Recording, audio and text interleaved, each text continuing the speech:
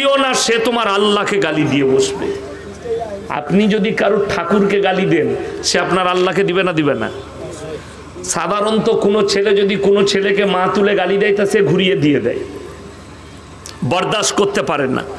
তো কেউ যদি কারোর ওপরে আস্থা রাখে আল্লাহ ব্যতীত অপরের ওপরে, তোমরা তাদেরকে গালি দিও না, বরঞ্চ বুঝাও, বরঞ্চ বুঝাও। হযরতে ইব্রাহিম নবী তিনি গালি দেননি দেবদেবীদিকে। ইব্রাহিম নবীর বাপের তিনটে কাজ ছিল, কটা বললাম? তিনটে। মূর্তি তৈরি করা, মূর্তি বিক্রি করার, মূর্তির উপাসনা করা, এই তিনটে কাজ ইব্রাহিম নবীর বাপ করতেন। ইব্রাহিম নবী নিজের আব্বা জানকে দাওয়াত দিলেন, কি বলে? ইস ক্বালা লিআবিহি ইয়া আবাতি লিমা তা'বুদু মা লা ইয়াসমাউ ওয়া লা ইউবসিরু ওয়া লা ইউগনি আনকা শাইয়্যা। সূরা মারইয়াম, কোরআন। আল্লাহ তাআলা বললেন, আমার ইব্রাহিম দাওয়াত দিলে হে নবী, কি বলে? আপনি যাদের উপাসনা করছেন তারা হাত পা নাড়তে পারে না, কথা বলতে পারে না, নিজস্ব কোনো যোগ্যতা নেই। ইব্রাহিম নবী রেওয়ায়েতে আছে একটা মূর্তি ধরে ছুঁড়ে দিয়েছিলেন, ভেঙে চূর্ণ বিচূর্ণ, কিছুই নেই। আপনি এই শয়তানের রাস্তা ছাড়ুন আর আমার আল্লাহকে বিশ্বাস করুন। ইব্রাহিম নবী নিজের আব্বাকে এইভাবে দাওয়াত দিয়েছে এবং প্র্যাকটিক্যাল দেখিয়েছিলেন ওটা বাপ বলে, কিন্তু গালি দেননি। আপনারা অনেকে ভাবছেন, যাদের ঈমান একটু দুর্বলতা আছে তারা শুনে যান, যে ভারতে হিন্দুস্তানের মাটিতে কটা কুত্তা ভুগছে, দিল্লি, বোম্বাই, उत्तर-प्रदेशে, ইসলাম মিট जाएगा, কোরআন को मिटा देंगे। আসামের মুখ্যমন্ত্রী হিমন্ত বিশ্ব শর্মাজির একটা আমি এক সপ্তাহ আগে ক্লিপ দেখলাম, তিনি বলছেন इस्लाम मिट जानी चाहिए, करुणा की तरह मिट जाना चाहिए, मैं मिटा दूंगा। मेरे दोस्त, आप सीएम हैं, सोच समझ कर बात करनी चाहिए। आप तो बड़ी दूर की बात है। फिरौन आया था मूसा को मिटाने, खुद मिट गए। नमरूद आया था इब्राहिम को जलाने, खुद खत्म हो गए। আপনারা কি মনে করছেন এই যারা নবীজিকে গালি দিচ্ছে, দাড়ি টুপিকে গালি দিচ্ছে, কোরআনকে গালি দিচ্ছে, এটা আজকে? যেদিন থেকে নবীজি সাল্লাল্লাহু আলাইহি সাল্লাম মক্কায় মেহনত শুরু করেছে, সেই দিন থেকেই শুরু হয়েছে। কোরআন শোনাবো। নবীজি কাবা ঘরের ভিতরে কোরআন পড়ছেন, কোথায় বললাম? কাবা ঘরে। বেঈমান কাফেররা বাইরে তাবলীগ শুরু করেছে। কি তাবলীগ? আল্লাহ নবীজির কাছে আয়াত পাঠালেন জিবরিল আমিনকে দিয়ে, وقال الذين كفروا لا تسمعوا لهذا القرآن والغوا فيه لعلكم تغلبون। হে নবী, বেঈমান কাফেররা তাবলীগ করছে বাইরে, কি বলে? নবী যে কোরআন আবৃত্তি করে, সে কোরআন তোমরা শ্রবণ করো না, হাততালি মারো আর কানেতে আঙ্গুল দাও। নবীর কোরআন পড়া যেন তোমাদের কানে না পৌঁছায়। আল্লাহর কসম খেয়ে বলছি, তারপরেও ইসলামকে রোকা যায়নি। পৃথিবীতে 250 কোটি মুসলমান, জোরে বলুন সুবহানাল্লাহ। হিন্দুস্তানের যাদের একটু ইমানটা দুর্বল আছে, আজকে মজবুত করে। ভারতের একটা অ্যাঙ্কারের নাম হচ্ছে সুধীর চৌধুরী, আজ তাকের। সে তার ল্যাবরেটরিতে একজন বাবাকে দেখেছে, বাবার নাম হচ্ছে বাগেশ্বর ধাম বাবা। লোকের কুণ্ডলি বলে দেয়। এখন আমাদের কিছু মানুষের ধারণা, আপনি চলুন হাওড়া স্টেশনে কোনোদিন নেমেছেন না নামেননি? যারা গেছে তারা জানে। 1 নম্বর প্ল্যাটফর্ম দিকে যখন হাওড়া ব্রিজের দিকে উঠবেন, ওই যখন নামছেন সিঁড়ির গায়ে চট বিছিয়ে বসে আছে, ছিঁড়া চট, এতারচি খুলেছে। তাদের কাছে একটা কাগজ নামানো আছে, লোকের হাত দেখে তার ভাগ্য বলে, ছিঁড়া চট বিছিয়ে। আর তাদের কাছে আংটির পাথর আছে অনেকগুলো, মাথায় তেল লাগাইছে, সরষের তেল, সাবন কেনার পয়সা নাই, সারাদিন হারামখোর খেতে পাই না, দুটো আংটির পাথর বিক্রি হলে হাওড়া ব্রিজে আপনার স্টেশনের গঙ্গার কিনারায় 20 টাকায় 3টে রুটি আর সবজি পাওয়া যায়। 20 টাকায় 3টে রুটি আর সবজি ঠেলার উপরে বিক্রি করছে, ওইটা খেতে পায়। বর্ধমান থেকে দুটো লাইনে হাওড়া ঢোকা যায়, মেন লাইন কড লাইন, দুদিকে, একটা হাইওয়ের দিল্লি রোডের ডাইনে, একটা বাঁয়ে, কলকাতায় ঢুকছে হাওড়ায়। বর্ধমান থেকে চাকরি করে 1 লাখ বেতন পায় কলকাতায়, 50,000 বেতন পায় প্রফেসর, 1,20,000 বেতন পায় ডাক্তার। হাওড়া স্টেশনে নেমে হাত দেখাচ্ছে, দেখুন দেখিনি আমার কি গোলমাল, ওরে বাপরে বিরাট গোলমাল। তো তোমার প্রমোশন আটকে আছে, তোমার ভাগ্যটা একটু খারাপ যাচ্ছে, তোমার ছেলে হয়নি, ইদেলে সালা সবই মিলে গেছে। কি করব? এই আংটির পাথরটা নিয়ে যাও, তোমার ভাগ্যটা ফিরে যাবে। কত দাম? 601 টাকা। মাল কিনে নিল। আমি খালি অবাক হয়, যে লিখছে সে 1 লাখ বেতন পায়, যে দিচ্ছে সে ছিঁড়া চটে বসে আছে, একবারও জিজ্ঞেস করছে না এই ভাগ্যের পাথরটা তোর গলায় বাঁধ, কাল থেকে মমতা খালার পাশে থাকবি। কথাটা বুঝতে পারেননি আমার? ভাগ্যের পাথরটা কার প্রয়োজন?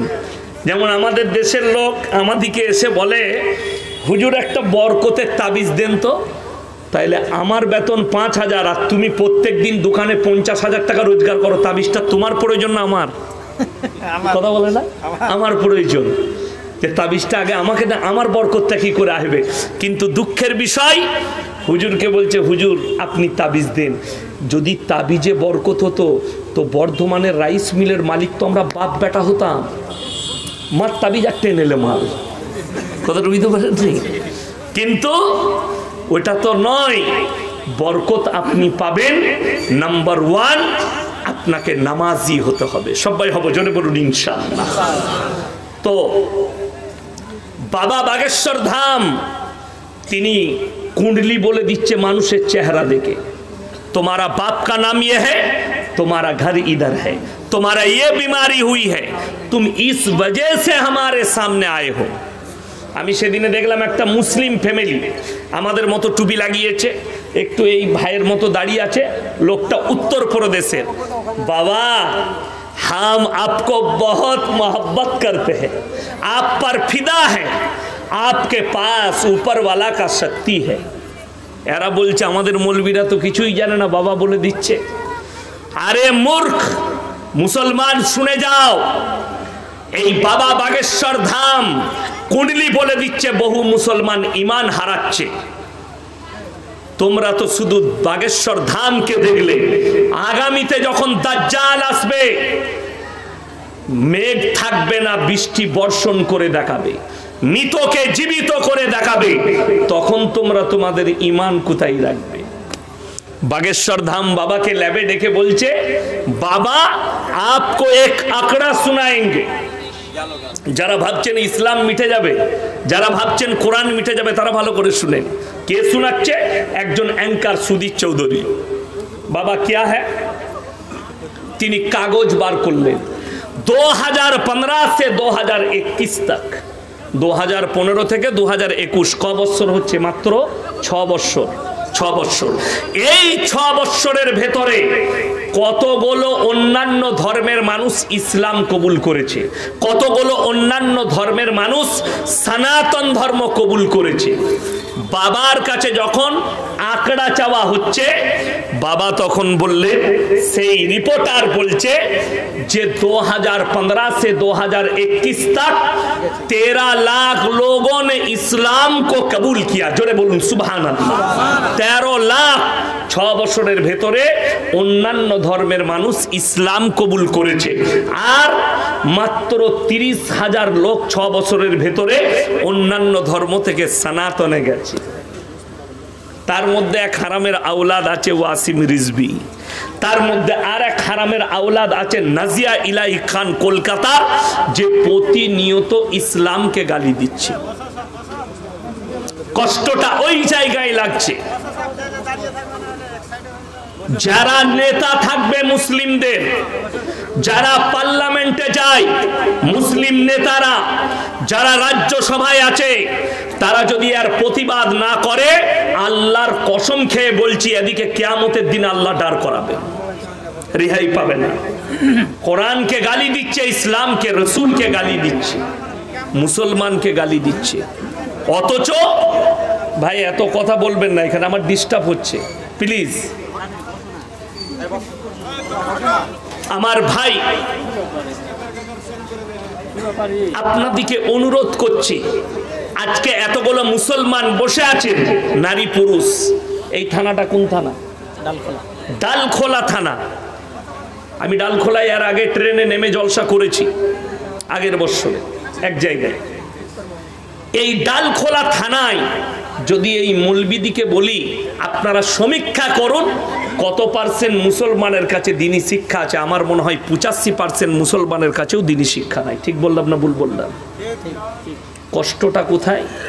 অথচ আপনি জানেন প্রত্যেকটা মুসলমান নরনারীর জন্য দিনী শিক্ষা অর্জন করা ফরজ।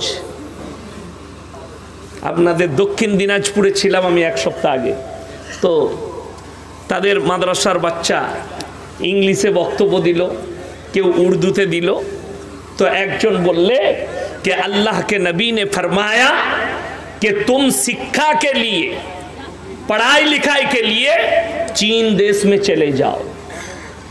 आमी बोललाम जिसने आपको पढ़ाया ये गलत है, ये हदीस नहीं है, ये बनावट हदीस है, এটা হাদিসই নয়। শিক্ষার জন্য চীন দেশে পাড়ি দাও। আল্লাহ নবী সাল্লাল্লাহু আলাইহি সাল্লাম যেটা ফরজ করেছেন দ্বীনি শিক্ষা। কি শিক্ষা বললাম? দ্বীনি শিক্ষা। আর যে দুনিয়াবি শিক্ষাটা আপনি দ্বীনের খিদমতে করবেন ওইটাই কামিয়াব হবে। ডাক্তার হবেন আপনি দ্বীনের খিদমতের জন্য, আল্লাহ কামিয়াবি দিবে এবং ওই ডাক্তারি পড়াটাও নেকির কাজ। আপনি মাস্টার হবেন সমাজের খিদমত করার জন্য, আপনার পড়াটা নেকি আছে। আপনি প্রফেসর হবেন সমাজের খিদমতের জন্য, নেকি আছে। কিন্তু যদি দুনিয়া কামানোর নিয়ত হয় তাইলে জেনে রেখে দিবেন আপনার বরবাদি ছাড়া কিছু নেই। আপনার ছেলে ডাক্তার হোক, মাস্টার হোক, প্রফেসর হোক, ইঞ্জিনিয়ার হোক, আইপিএস হোক, নেতা হোক, মন্ত্রী হোক, এমএলএ হোক, এমপি হোক, রাজা হোক, বাদশাহ হোক, আল্লাহর কসম খেয়ে বলছি তার কাছে যদি দিন না থাকে আমার আল্লাহর কাছে কোনো মূল্য নাই। নট মূল্য, সে হচ্ছে একটা চতুষ্পদ জন্তুর মতো আমার আল্লাহর কাছে। আর আপনাদেরকে বলে যায় কে কি জাল ছুড়ছে, কে কি খপ্পর দিচ্ছে, খপ্পরে পড়বেন না। কেন? আল্লাহ কোরআনে বলেছে ইন্নাল্লাহা ইনদাহু আলাল ইসলাম, আল্লাহর কাছে যেটা গ্রহণযোগ্য রাখে যে ধর্ম সেটা একমাত্র ইসলাম। সবাই বলুন এইখান থেকে বেরোবো না, সকলে জোরে বলুন ইনশাআল্লাহ। দিল আর দিমাকে তীরের মতো গেঁথেলেন যে আল্লাহ আমাকে মুসলমান করেছে, এটা আল্লাহর কৃপা। আল্লাহ আমাকে মুসলমান করেছে, আল্লাহর কৃপা। মুখের ভাষা শুনেন, যারা আমাদিকে মাদ্রাসা ছাপ বলে, পশ্চিম বাংলার কথা বলছি, গত দুদিন আগে পশ্চিম বাংলার একজন বলিউডের আর্টিস্ট আছে যার নাম মিঠুন চক্রবর্তী, নাম শুনেছেন না শুনেননি? তিনি বক্তব্য দিয়েছেন, বক্তব্য দিয়ে বলেছেন যে 73% মুসলিম আছে মুর্শিদাবাদে। সে বলেছে এই 30% হিন্দু আছে আর 73% মুসলিম, এদিকে সব ভাগীরথীতে কেটে ঢুকিয়ে দেবো। শুধু তাই নয়, বলে ভাগীরথী নয়, এদের মাটিতে এদিকে পুঁতে দেবো, ভাগীরথীকে গঙ্গাকে অপবিত্র করব না। এটা যদি একটা নেতার ভাষা হয়, একটা আর্টিস্টের ভাষা হয়, জেনে রেখে দিবেন ও কতটা নোংরা জগতে বাস করছে। যার ছেলে রেপ কেসের আসামি, যার ছেলের ওপরে কেস চলছে, খালি নিজের ছেলেকে বাঁচাবার জন্যে তুমি গিয়ে ওই দলে যোগদান করে মুসলমানদের বিরুদ্ধে হুঙ্কার দিচ্ছ। মাশাআল্লাহ, আলহামদুলিল্লাহ, আমি তোমাকে ওয়েলকাম জানাচ্ছি। মিঠুন চক্রবর্তীকে বলছি যদি তোমার হিম্মত থাকে আমি চ্যালেঞ্জ ছুড়লাম, একটা বার করে দেখিয়ে দাও ভারতের কোন মুসলিম যুবক, ভারতের কোন মুসলমান নিজের ইসলামের ঝান্ডা নিয়ে গিয়ে কোন মন্দিরে নারায়ে তাকবীর বলে টাঙিয়েছে। যদি দেখাতে পারে আমি জীবনে আর সমাজের বুকে বক্তব্য দেব না, কিন্তু আমি হাজারের ওপরে দেখিয়ে দেবো, 100-র ওপরে দেখিয়ে দেবো জয় শ্রীরামের স্লোগান দিয়ে মসজিদের মিনারে ঝান্ডা টাঙিয়েছে, জয় শ্রীরামের স্লোগান দিয়ে মানুষকে পিটিয়ে মেরেছে, জয় শ্রীরামের স্লোগান দিয়ে চাচার দাড়ি ধরে মুখেতে মেরেছে। কত নিবেন? আমি দেখিয়ে দেবো হাজার।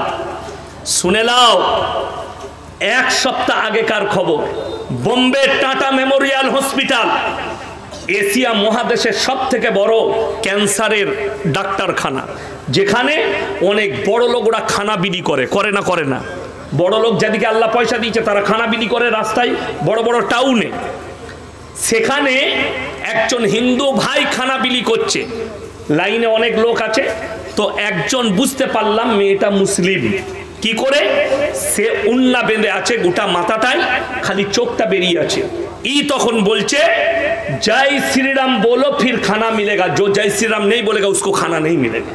मोबाइल खुले देखलेन फेसबुक और यूट्यूबे छुटे बेड़ाচ্ছে, কিন্তু সেই জায়গায় একজন মুসলিম দাড়িওয়ালা নামাজি ব্যক্তি বড় লোক ওইখানেই লাইনে খানা দিচ্ছে, বলে আল্লাহু আকবার बोलने का जरूरत नहीं, भोग लगा है खाना खा लो। জোরে বলুন নারায়ে তাকবীর।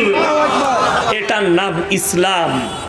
তোমাদেরকে দেখিয়ে দিয়েছে, তুমি বিশ্বকে দেখাও তোমার জয় শ্রীরাম না বললে তুমি ভুকা ব্যক্তিকে খাবার দিবে না। আর রাসূলের হাদিস শুনে যাও মিঠুন চক্রবর্তী ভালো করে। আমার রাসূল সাল্লাল্লাহু আলাইহি সাল্লাম বলেছেন, তোমার বাসে কে বাস করছে দেখো না, সে হিন্দু হোক, আদিবাসী হোক, দলিত হোক, খ্রিস্টান হোক, সে যদি ক্ষুধার্ত হয় খাবার দাও, বস্ত্রহীন হলে বস্ত্র দাও, বিপদে পড়লে পাশে দাঁড়াও। জোরে বলুন সুবহানাল্লাহ। এটা ছিল রাসূল সাল্লাল্লাহু আলাইহি সাল্লামের আখলাক। ওই জন্য আমরা দেখি না আমার বাড়ির পাশে কে বসবাস করছে, সে ক্ষুধার্ত হলে খাবার দিই, বস্ত্রহীন হলে বস্ত্র দিই। আল্লাহ রাসূল বললেন তোমরা মুমিন ততক্ষণ হতে পারবে না যতক্ষণ পর্যন্ত তোমার কাছ থেকে তোমার প্রতিবেশী সুরক্ষিত নয়। পাশে যেই বাস করুক তাকে আপনাকে সুরক্ষা দিতে হবে। তোমার যদি হিম্মত থাকে মুর্শিদাবাদের 70% লোককে কেটে দাও। তুমি কার ভাষা বলছো আমাদের জানা আছে, আর তুমি কি জন্য বলছো জানা আছে। বড় কষ্টের বিষয়, ইসলামের বিরুদ্ধে যদি কেউ কথা বলে সে ওয়াই ক্যাটাগরির বডিগার্ড ভারতে পায়। ভারতের মাটিতে আপনারা অনেকে জানেন না, মকবুল ফিদা হোসেনকে ভারত ছাড়া করা হয়েছে দেবদেবীর নগ্ন ছবি আঁকার কারণে।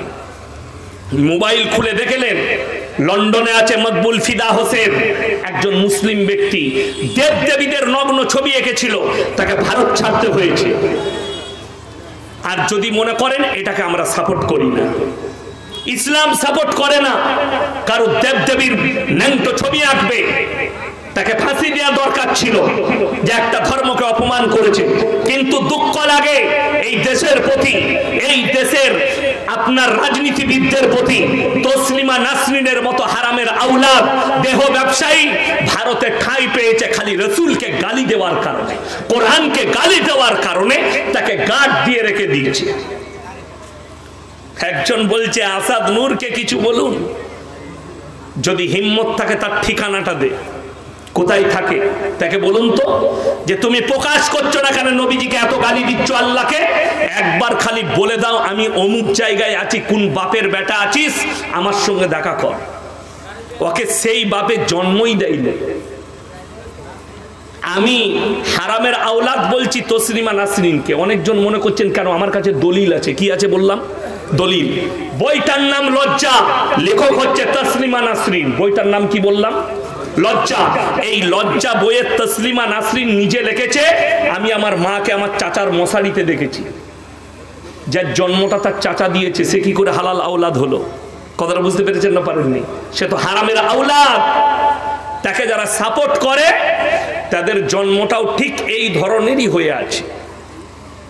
অনেকজনের গায়ে লাগবে, স্পষ্টবাদী লেখিকা যদি স্পষ্টবাদী লেখিকা হয়, আল্লাহ রসুলের হাদিস, তুমি তোমার ভাই, তোমার মা বাপ, তোমার প্রতিবেশী কেউ যদি পাপ করে আর তোমার হাতে ধরে বলে ভাই পাপটা দেখে নিয়েছো, আমি জীবনে আর করবো না, ইস্তেগফার করছি, এটা তুমি কেউ কি বলো না। মুমিন ব্যক্তি সে যে দিলেতে গেঁথে রেখে দিয়ে কারো কাছে প্রকাশ করবে না। আল্লাহ তোমার হাদিসে আছে 10টা বড় গুনাহকে গোপন করবে কিয়ামতের দিনে। যে নিজের মায়ের দোষটা কাগজে কলমে লেখে সে কি করে চরিত্রবান হতে পারে লেখিকা? আমার ভাই, আল্লাহর কসম করে বলে যাচ্ছি, ইসলাম এই শিক্ষা দেয়নি।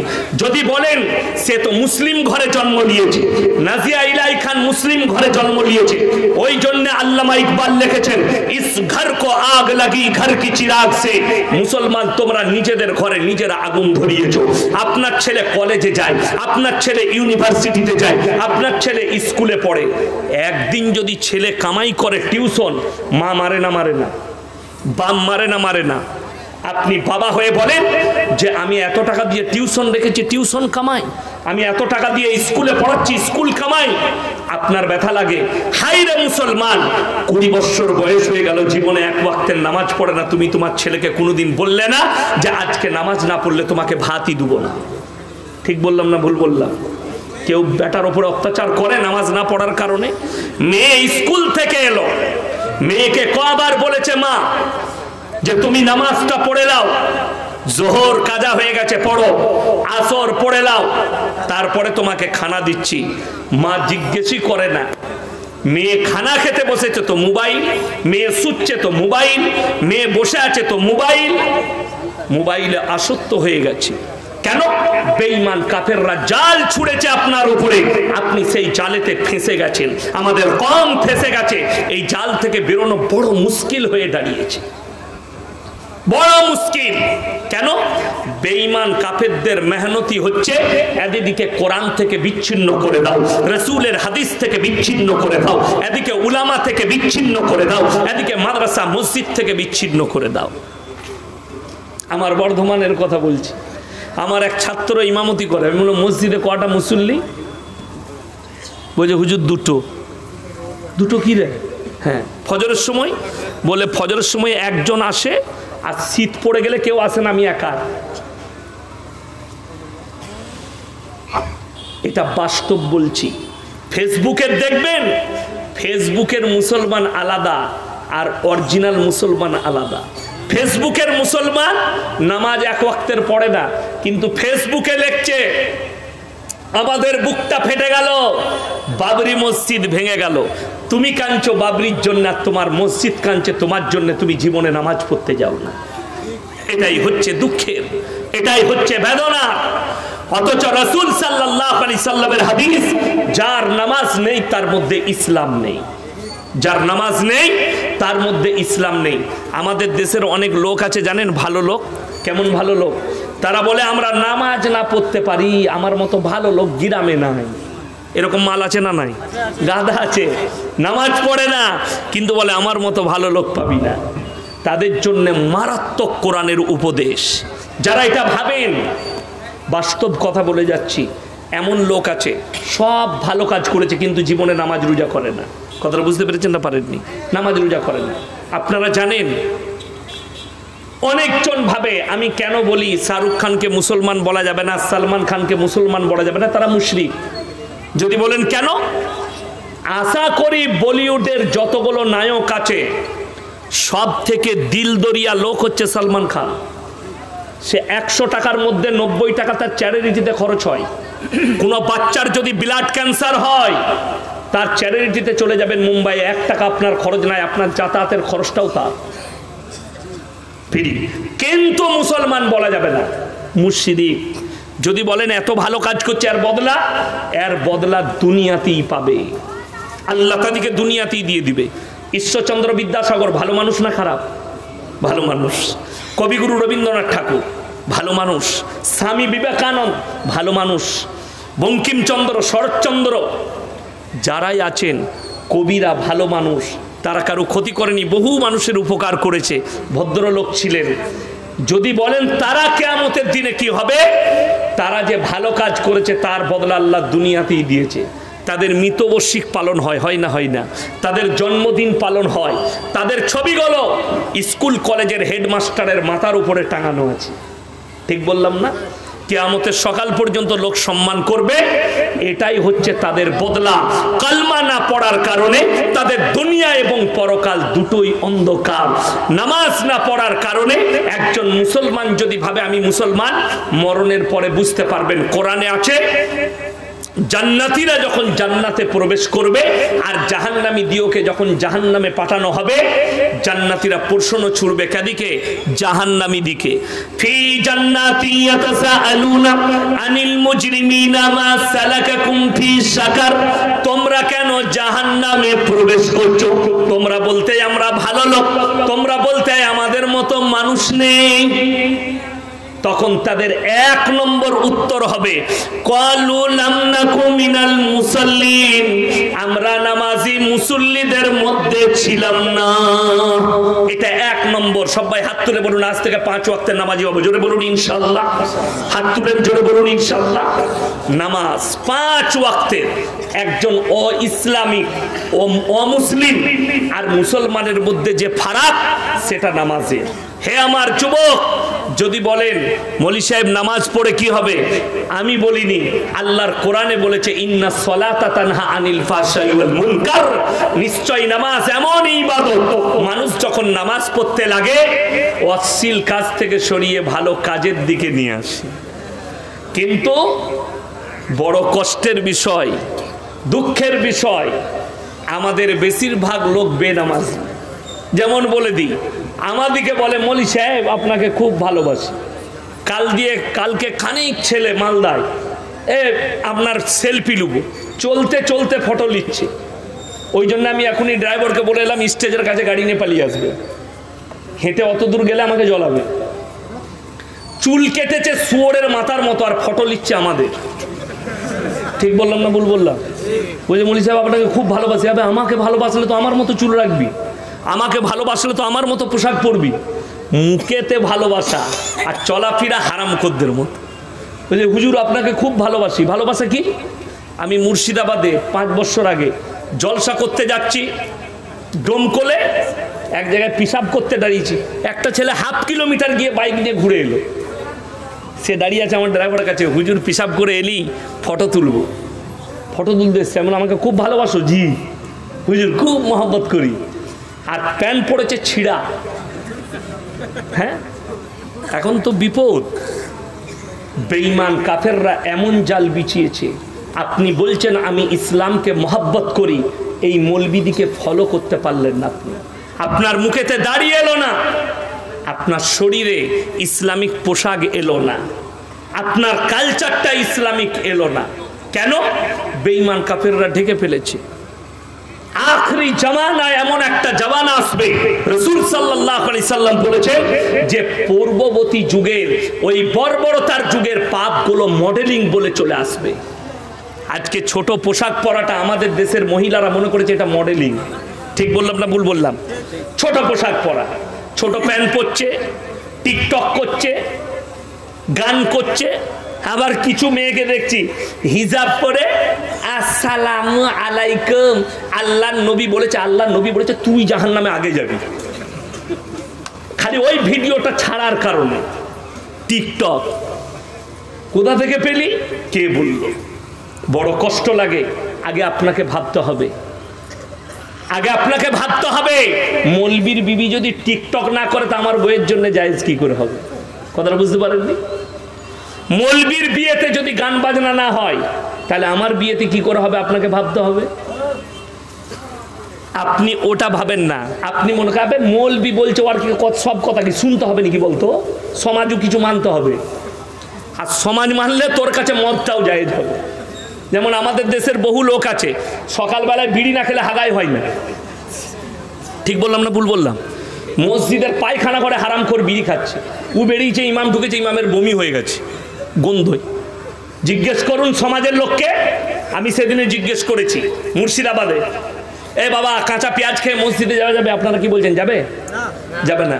আপনি কত সুন্দর উত্তর দিলেন, না যাবে না কাঁচা পেঁয়াজ খেয়ে। কেন? মুখে দুর্গন্ধ হবে আল্লাহর নবী বলেছেন তোমার পাশের লোককে তুমি কষ্ট দিও না। আর বিড়ি সিগারেট গুটকা খেলে আতরের মতো সেন করবে, তাই তো? বিড়ি সিগারেট গুটকাখোর যারা আছে সব থেকে প্রথম কষ্ট তারা যাকে দেয় সেটা হচ্ছে তাদের অর্ধাঙ্গিনী, তাদের বিবিকে। তাদের বিবি কষ্ট পায়। তুমি একবার তোমার বউকে জিজ্ঞেস করবে, আচ্ছা আমি তো বিড়ি খাই আর গুটকা খাই, তোকে কিরকম লাগে? ও মনে মনে করবে হারাম কর, তুই চুমু খেলে মনে হয় তোর মুখে জুতো মারি, কিন্তু কিছু করতে পারবে না, স্বামী তো কি করবে। আমাদিকে খারাপ লাগে। হাই আল্লাহ মুসলমান, এই যে পানির বোতলটা দেন তো আমাকে। এই যে পানির বোতল দেখছেন, এইটাই ইনারা লিখে দিয়েছে বিষ মিশানো আছে, আপনি খেলে মারা যেতে পারেন। এটা আর খাওয়া যাবে? কথা বলে না, খাওয়া যাবে না। আচ্ছা, বিড়ি সিগারেট গুটকার প্যাকেটে লেখা আছে না নাই ক্যান্সারের কারণ হানিকারক? লেখা আছে। আপনি জেনে শুনে এটা শ্রবণ করছেন, মানে হারাম কাজ করছেন। আল্লাহর কাছে বড় হিসেব দিতে হবে আপনার শরীরের জন্য। যারা এই সমস্ত শ্রবণ করে ক্যান্সারের ঝুঁকিতে পড়ে, আল্লাহর কাছে হিসেব দিতে হবে। আপনার জানাই নেই ইসলাম সম্পর্কে। ডাক্তারে যদি বলে তোমার জীবনের ঝুঁকি আছে, তুমি গরুর মাংস আর খাসির মাংস খেতে পাবে না, তোমার জন্য নেকির কাজ ওটাই যে ওগুলো না খাওয়া। জানা আছে? কিন্তু তুমি জানো না আল্লাহ যে জীবনটা দিয়েছে কত মূল্য, কত মূল্যবান জীবন, এটা আপনার জানা নেই। আপনার কাছে হিসেব দিতে হবে আপনার এই শরীরের জন্যে। মানুষ কিন্তু শ্রবণ করছে কেন? আপনাদের মধ্যে কে কে জানেন না মদ খাওয়া হারাম? হাত তুলেন তো। সবাই জানে না? জানে না মদ খাওয়া হারাম?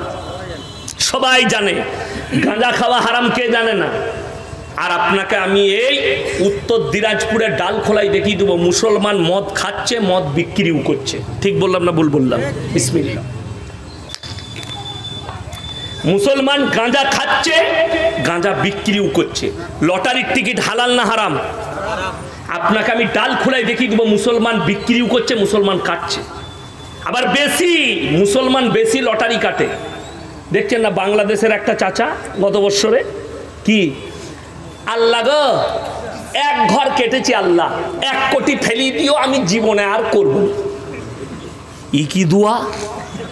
হারাম জিনিসের লেগে আল্লাহর কাছে দোয়া। লটারি কেন হারাম? ভাগ্যের মালিক সকলে বলুন কে? আরো জোরে বলুন কে? যদি ভাগ্যের মালিক আল্লাহ হয়, তুমি লটারি কেটে ওই কাগজের দ্বারা ভাগ্য পরীক্ষা করছো, ওই জন্য হারাম, এবং তোমার ঈমান চলে যাবার কারণ হতে পারে। ঈমান ধ্বংস হয়ে যেতে পারে যে লটারির মাধ্যম দিয়ে। লটারি যদি হালাল হতো, আমাদের সমাজে সব থেকে বেতন কম কার? কথা বলে না? ইমাম আর মৌলবি সাহেবদের। তো সব থেকে প্রথমে তো লটারি আমরা কাটতাম, একটা কেটে নিই, যদি 1 কোটি পড়ে যায় আর মসজিদে থাকবো না। কথা বুঝতে পারেননি? আমরা কাটি না। এত কম বেতন হওয়ার পরেও তুমি 20,000 রোজগার করো, তারপরেও তোমাকে লটারি কাটতে হয়। তুমি হালাল ভেবে নিয়েছো, অথচ সেই লোক জুম্মার দিনে আতর লাগিয়ে ফাঁস কাতার এই যে খুদবা শুনবে, তুই ঝাঁটা খাবি কবরে, রেডিও কবরে যা বুঝতে পারবি। এই যেমন আমাদের দেশে 3টে কোয়ালিটির নামাজি আছে। কটা বললাম? 3টে। 1 হচ্ছে 5 ওয়াক্তের, 2 হচ্ছে জুম্মার, আর 3 হচ্ছে ঈদ আর বকরা ঈদের। এই 3টে নামাজি। দেখবেন ঈদের দিনে লাফাই বেশি কারা? যে মাল জীবনে নামাজ পড়ে না সে। হ্যাঁ, গলায় একদম শ্বশুর একটা তোয়ালি দিয়েছে, লেপটে চলে গেছে, হাজি সাহেবের পাশে দাঁড়িয়েছে। হাজি সাহেব মনে মনে ভাবছে এত পরেজগার লোকটা কোথায় ছিল বে। হ্যাঁ, ও জীবনে নামাজ পড়ে না। শ্বশুরের দেয়া তোয়ালি, শ্বশুরের আন্ডার প্যান্ট, শ্বশুরের লুঙ্গি, শ্বশুরের জামা, সব শ্বশুরের, ওর কিচ্ছু নাই, ওর খালি শরীরটা। বড় কষ্ট লাগে কোথায় জানেন? আমি 15-20টা গ্রাম আমার পেছনে নামাজ পড়ে। একজন এসে আমাকে বলছে নামাজের আগে, হুজুর নিয়তটা বলে দিবেন তো। আমি নিয়ত নিয়ে কি করবি বে? আমি দরুদ শরীফ জানো? জি না। আত্মাহাতু? জি না। আমি সানা? না। আমি তুই কিছুই জানিস না, নিয়ত নিয়ে কি করবি? তুই তো কাল আজ জোহর থেকে নাই। তো বলে কি করবো? আমি যেরকম মাথা ঠুকবো তুই ওরকম ঠুকে দিবি, হয়ে যাবে। আমরা হ্যাঁ হয়ে যাবে। আর তুই না ঠুকতে পারলেও কোনো অসুবিধা নাই। কি বুঝলি? ওই জন্য তো খালা নিয়ত বেঁধেই দেখছে পাশে হাজি সাহেব সানা পড়ছে, সুবহানাকাল্লাহুম্মা বিহামদিকা ইউ দেখছে হাজি সাহেব কি বলছে, হাজি সাহেব মনে মনে করছে আমার থেকেও বড় জাননেওয়ালা, কিন্তু কিছুই পড়ে নাই, মাল জানলে তো পড়বে। এই এক নামাজি আল্লাহ এদেরকে কিয়ামতের দিনে কঠিন আযাবে মুবতালা করবে, তুমি জানার অপেক্ষা মনে করো না। আমাদের দেশে মানুষ জেনে শুনে কিভাবে পাপে লিপ্ত হয়। এলান হয়েছে জোহরের পরে জানাজা হবে, এই হাড়ভাঙ্গা গ্রামে একজন মারা গেছে, বললেন জোহরের নামাজের পরে জানাজা হবে। কিছু লোক আছে উজু করে দাঁড়িয়ে আছে আর 5 ওয়াক্তের নামাজিরা মসজিদে নামাজ পড়ছে, ও হারামখোর খালি জানাজা পড়বে। এ মাল আছে না? না। আচ্ছা বলুন তো, কেউ যদি জানাজার নামাজ ছেড়ে দেয় গুনাহ আছে? গুনাহ নাই। কিন্তু কেউ যদি জেনে শুনে উজু করে দাঁড়িয়ে থেকে ফরজ নামাজ ছাড়ে, গুনাহে কবিরা, আল্লাহর কাছে হিসেব দিতে পারবে না। ঠিক বললাম না ভুল বললাম?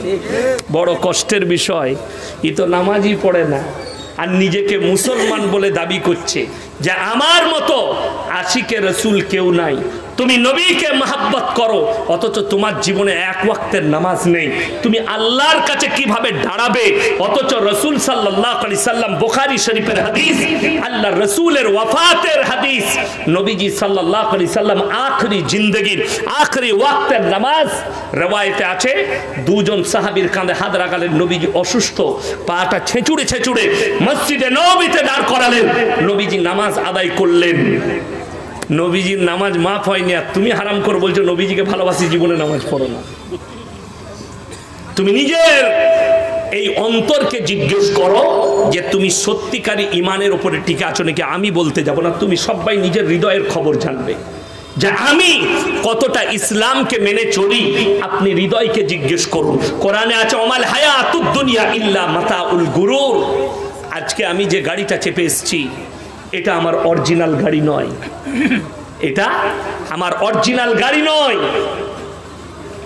আমার আসল গাড়ি হচ্ছে জানাজার খাটটা।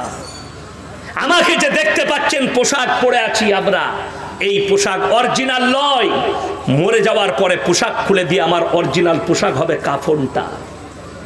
আপনি যে বাড়িতে এসি চালিয়ে থাকছেন, ফ্যান চালিয়ে শুচ্ছেন, লেপ ঢাকা দিয়ে শুচ্ছেন, এই বাড়ি আসল নয়। আপনার অরিজিনাল বাড়ি হচ্ছে কবরটা। এই 3টে জিনিস মাথায় করে চিন্তা করবেন আমি চলে যাওয়ার পরে, যে আমার অরিজিনাল বাড়ি এটা নয়, আমার অরিজিনাল বাড়ি কবরটা।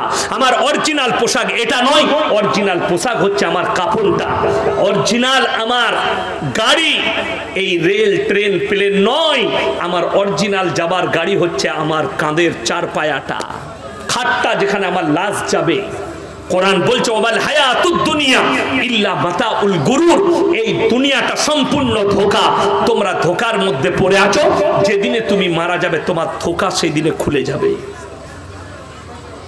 বেঈমান কাফেররা যে মেহনতটা শুরু করেছে, যে পুরনো যুগের পাপগুলো এদের কাছে মডেলিং বলে ফেলিয়ে দাও। আজকে মুসলমান জিনা করছে, কারা করাচ্ছে? ইহুদি, নাসারা, বেঈমান কাফেররা।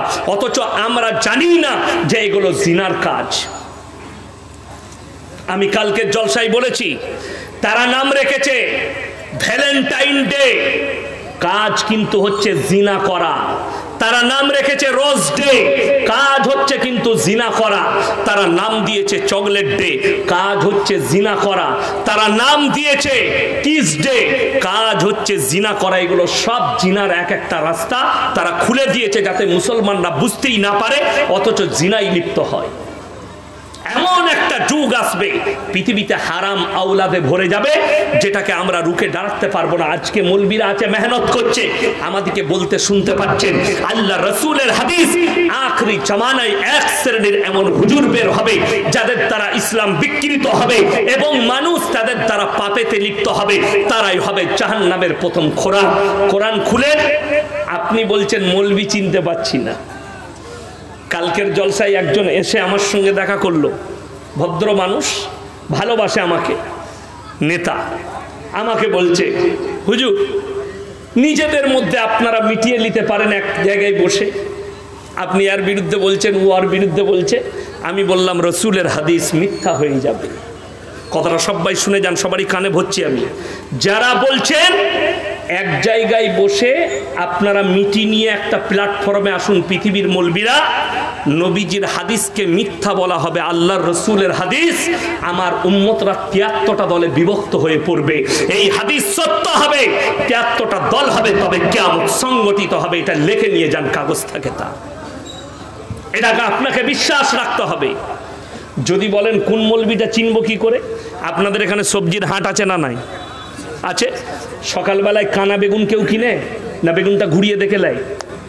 আপনি 3 বার ঘুরিয়ে দেখবেন মালটা কানা আছে নাকি। কেন? কানা বেগুন কিনে ঘরে এলে বউ বলবে তুমি কানা নাকি গো, দেখে লাও নি? বলবে না? বলবে না।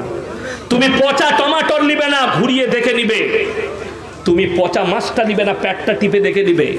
কিন্তু দুঃখের বিষয় কি, আপনি পচা হুজুর চিনতে পারেননি, কানা বেগুন চিনেছেন, কানা মৌলবি চিনতে পারেননি। এটাই আপনার জন্য ক্ষতিকারক। যদি বলেন চিনব কি করে, কোরআন শুনেলেন, ইন্নাল্লাযীনা ইয়াকতুমুনা মা আনজালাল্লাহু মিনাল কিতাব ওয়া ইয়াশতারুনা বিহি সামানান কালীলা উলাইকা মা ইয়াকুলুনা ফি বুতুনিহিম ইল্লান নার ওয়া লা ইউকাল্লিমুহুমুল্লাহু ইয়াওমাল কিয়ামাতি ওয়া লা ইউযাক্কিহিম ওয়া লাহুম আযাবুন আলীম। হে আমার বিশ্বনবী, পৃথিবীর মানুষকে বলো, তোমাদের মধ্যে কিছু এমন মৌলবি থাকবে যারা আমার কোরআনের আয়াতকে লুকিয়ে দেবে নিজেদের পেট চালাবার জন্য। তারা নিজেদের পেটেতে আগুন ছাড়ায় আর কিছু ভরে না। আমি আল্লাহ কিয়ামতের দিনে তাদেরকে কঠিন আযাবে মুবতালা করে দেব। এটা কোরআন। আমি কঠিন আযাবে মুবতালা করব। দেখতে পাচ্ছেন না বাংলাদেশে? আমি আজ কি শুনছিলাম কি যে একজন বক্তা বলছে, তার নাম হচ্ছে আবরারুল হক আসিফ, যুবকরা খুব ভালোবাসে, সে প্রেমের প্রমোট করছে। তোমার যদি কোনো মেয়েকে পছন্দ হয় তাকে তাড়াতাড়ি প্রপোজ করে ফেলো। প্রপোজ মানে আই লাভ ইউ, আমি তোমাকে ভালোবাসি। হারামখোর এরাই জিনার প্রমোট করছে। এই মৌলবি কথা ধরা পড়বে কিয়ামতের দিনে। ইসলামে প্রপোজ শব্দটাই হারাম। কি বললাম? প্রপোজ শব্দটাই হারাম। যদি বলেন কোনো যুবকরা শুনে যাও, যুবতীর যদি কোনো ছেলেকে পছন্দ হয়, যুবকের যদি কোনো ছেলেকে মেয়েকে পছন্দ হয়, নবীজির সুন্নত তরিকা হচ্ছে তার বাড়িতে রিস্তা পাঠাও। কোনো লোককে দিয়ে আপনার মেয়েকে অমুকের ছেলের পছন্দ, আপনি যদি বিয়ে দিতেন তাহলে ভালো হতো। কথাটা বুঝতে পারেন? যদি বলেন প্রমাণ দেন, আপনারা কতটা জানেন জানি না, এটা হাদিস বলছি। নবীজি সাল্লাল্লাহু আলাইহি সাল্লামের মেয়ে ফাতেমাতুজ জাহরা রাদিয়াল্লাহু তাআলা আনহাকে প্রথম বিবাহের প্রস্তাব যিনি দিয়েছিলেন তিনি হচ্ছেন হযরতে উসমানে গনি রাদিয়াল্লাহু তাআলা। তিনি বললেন, ইয়া রাসূলুল্লাহ, আমি আপনার মেয়ে ফাতেমাকে বিবাহ করতে চাই। নবীজি উত্তর দিলেন, তুমি ফাতেমার থেকে ভালো বিবি পাবে, ফাতেমা তোমার থেকে ভালো স্বামী পাবে। আপনারা জানেন মালদা ডিস্ট্রিক্ট আপনাদের সঙ্গে লেগে আছে, লেগে নাই? হ্যাঁ, মালদা ডিস্ট্রিক্টে আপনাদের এখানে কি আছে জানি না, ধারে বউ পাওয়া যায়। ধারে বউ শুনেন নাই? হ্যাঁ, আমি গত বছরে মালদা এক জায়গায় জলসা করছি। এই আপনাদের মতো অল্প স্বল্প লোক নয়, 1000 2000 নয়, 20,000-এর মতো শ্রোতা ছিল। আদায়ের জলসা নয়, বিরাট প্যান্ডেল, কয়েক লক্ষ টাকার প্যান্ডেল। তো বললে স্টেজ এর থেকেও বড়। বললে হুজুর 4টা বিয়ে পড়াবো। আলহামদুলিল্লাহ বিয়ে পড়িলাও, তারপরে আমি বক্তব্য দেবো। আমি স্টেজে বসে রইলাম, সব নিজের ইমাম এনেছে বিয়ে পড়াবে। বলছে 80,000 টাকা দেলমোহর, 200 টাকা লগত, 79,800 টাকা ধার, যা বুঝো করো। হয়ে গেল বিয়ে। আমি দেখলাম বেচারারা চলে যাবে নাকি ঠিক না, আমি বলিনি। আমি বললাম, বাবা আমি সেদিনে ট্রেনে এসেছিলাম, তো আমি বললাম, বাবা আমি ট্রেনে এসছি, ভাই আমার কাছে পয়সা সেরকম নাই। 800 টাকা বাড়ি থেকে নিয়ে বেরিয়েছিলাম, 200 টাকা ট্রেনে খাওয়া দাওয়া করেছি, 600 টাকা আছে। 200 টাকায় বউ পাওয়া যাচ্ছে, ঘরে একটা বউ আছে, 600 টাকায় আর 3টে বউ লুবো, 4টা জায়েজ আছে। ধারে বউ, নাউজুবিল্লাহ বলেন। যদি বলেন ধারে বউ লিয়া যাবে না, না।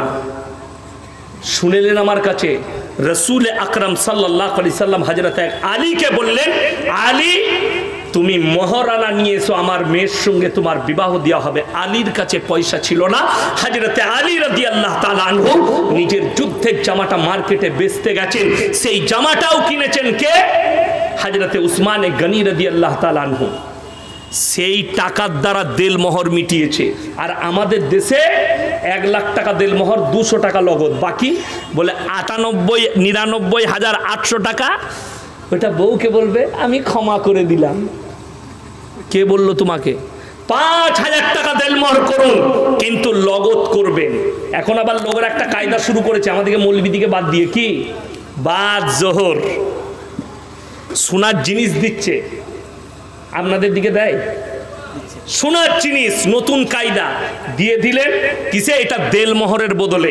আপনাদের মহারানা সম্পর্কে জানা আছে? কোন মহিলাকে যদি কেউ বিবাহ করে দেলমোহর দেয়, মহারানা দেয়, সেটা সম্পর্কে জিজ্ঞেস করার অধিকার আর তোমার থাকবে না। সেই টাকা সে মাদ্রাসায় দান করতে পারে, নিজের পেছনে খরচ করতে পারে, মা বাবাকে দিতে পারে, স্বামীকে দিতে পারে, দান করে দিতে পারে, গরিবকে বেটে দিতে পারে। এটার সম্পর্কে জিজ্ঞেস করতে পাবে না।